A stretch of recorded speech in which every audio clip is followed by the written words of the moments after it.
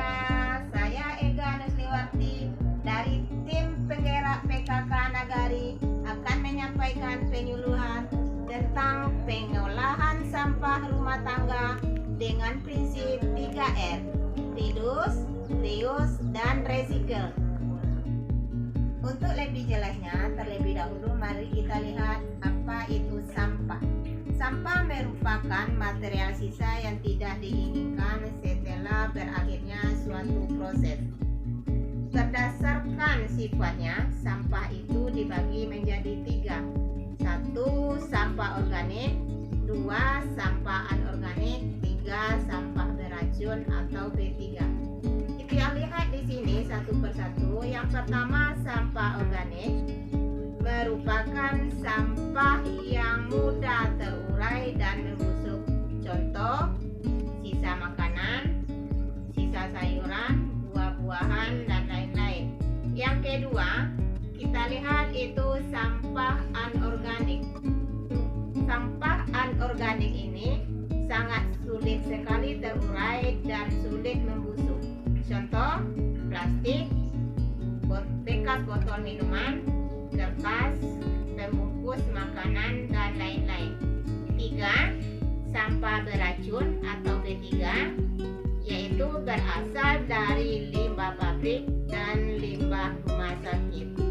Sampai di sini, pahamkah sahabat PKK semua apa itu sampah? Sekarang kita masuk pada prinsip 3R. Yang pertama, reduce atau mengurangi. Di sini, reduce atau mengurangi adalah upaya kita untuk mengurangi sampah yang dihasilkan. Yang kedua, reuse atau menggunakan kembali. Berarti di sini menggunakan kembali bahan atau material agar tidak menjadi sampah.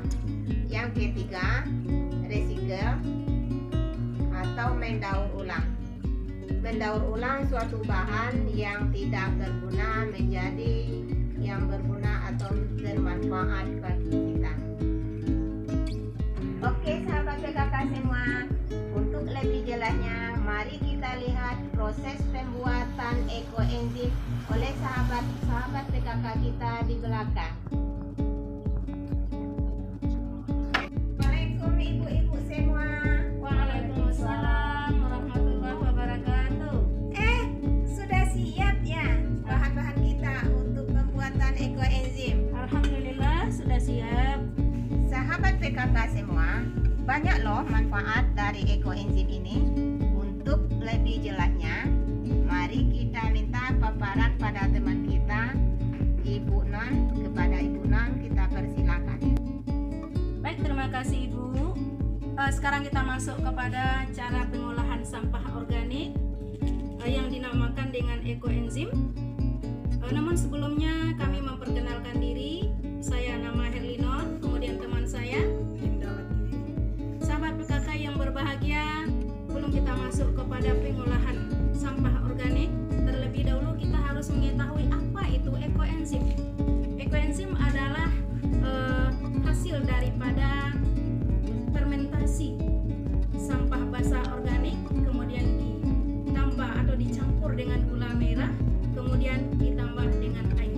Alat yang digunakan untuk pembuatan sampah organik ini atau disebut juga dengan ekoenzim, pertama adalah ember, kemudian yang kedua adalah timbangan, kemudian yang ketiga adalah pisau. Untuk ekoenzim ini sangat banyak manfaat yang perlu kita ambil.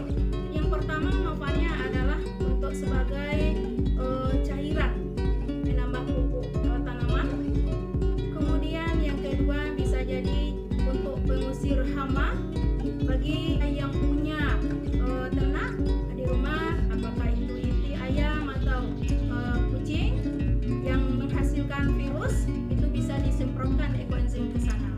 Kemudian yang kedua adalah untuk sebagai pembantu pertanian dalam memupuk tanamannya. Nah, itu manfaat daripada ekoenzim. Kemudian kita masuk kepada cara pengolahan sampah organik.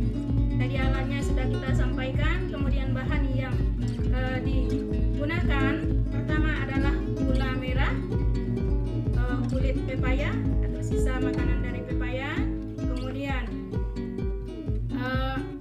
kulit duku, kemudian kulit jeruk, kemudian kulit mangga, seterusnya kulit semangka dan kulit pisang. Untuk pembuatan ekoenzim ini kita menggunakan perbandingan. Perbandingannya adalah 1:3:10, di mana 1 bagian daripada gula merah, kemudian 3 bagian daripada sampah organik basah, kemudian 10 bagian adalah air. Cara pengolahan sampah organik supaya dia bisa menjadi ekoenzim yang sebagus-bagusnya, pertama adalah air yang sudah diletakkan di wadah tadi, dimasukkan gula merah, dikocok sampai larut gula merahnya. Kemudian setelah larut, kita masukkan sampah basah organik yang ada di sini. Pertama adalah kulit pepaya, kemudian yang kedua adalah kulit duku, terus dimasukkan kulit jeruk, kulit mangga, kulit semangka, dan kulit pisang. Untuk ekoenzim yang lebih baik ditambah dengan pandan wangi, kemudian ditambah dengan daun selat. Sampah basah organik yang sudah jadi ini ditutup dengan tutupan yang sangat rapat, kemudian jadilah ekoenzim yang sebenarnya. Ya, untuk sahabat PKK ketahui, ekoenzim ini jadinya apabila telah mengalami proses selama 3 bulan. Ya, kami di sini membuat ekoenzim ini hari ini yaitu tanggal 23 Juni 2021. Ditulis juga tanggal panennya. Jadi dibuat ekoenzim ini pada tanggal 23 Juni 2021. Kemudian nanti alhamdulillah panennya pada tanggal 23 September 2021. Sahabat PKK yang berbahagia, untuk proses pembuatan ekoenzim ini sebelum 3 bulan kita nanti, namun seminggu setelah pembuatan ekoenzim ini boleh dibuka, kemudian ditolong untuk menekan-nekan supaya bisa cepat hancur. Setelah 3 bulan fermentasi, sampah basah organik ini sudah boleh kita buka. Setelah kita buka, kita aduk, kemudian kita saring, maka hasilnya jadi seperti ini. Sahabat PKK yang berbahagia, di antara manfaat daripada pengolahan sampah basah organik ini, yang pertama adalah untuk pengusir hama. Kebetulan di sebelah kami ada tanaman dapur yang bisa kita semprotkan dengan perbandingan 1 tutup botol dengan 1000 tutup botol air. Kita akan coba bagaimana proses penyemprotan ekoenzim kepada tanaman dapur yang ada di sebelah kami. Sekarang sudah terjadi bagaimana cara penyemprotan pengusir hama yang ada di tanaman dapur.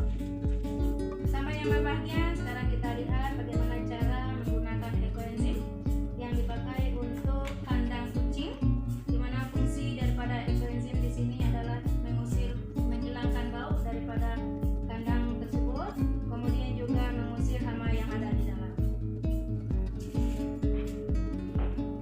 Oke sahabat PKK semua, dari penyuluhan kita tadi tentang pengelolaan sampah rumah tangga dengan prinsip 3R, dapat kita ambil kesimpulan. Yang pertama, merubah cara pandang atau paradigma kita tentang sampah. Yang kedua, sampah bisa didaur ulang dan digunakan kembali untuk kita dan bernilai ekonomis tinggi. Oke sahabat PKK, demikianlah paparan dari kami tim penggerak PKK Nagari tentang pengelolaan sampah rumah tangga dengan prinsip 3R. Semoga bermanfaat bagi kita semua. Terima kasih atas perhatian.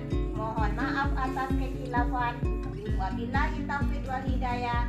Assalamualaikum warahmatullahi wabarakatuh.